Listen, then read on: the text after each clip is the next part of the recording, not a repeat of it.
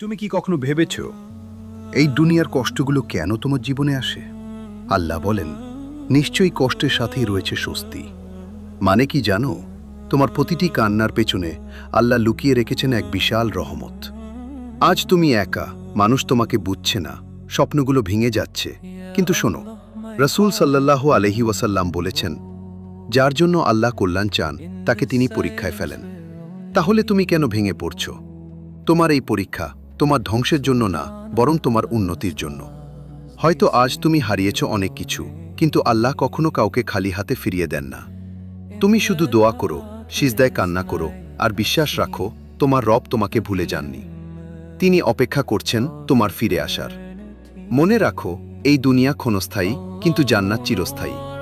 তাই আজ থেকেই বদলে যাও, কারণ হয়তো এটাই তোমার জীবনের শেষ সুযোগ।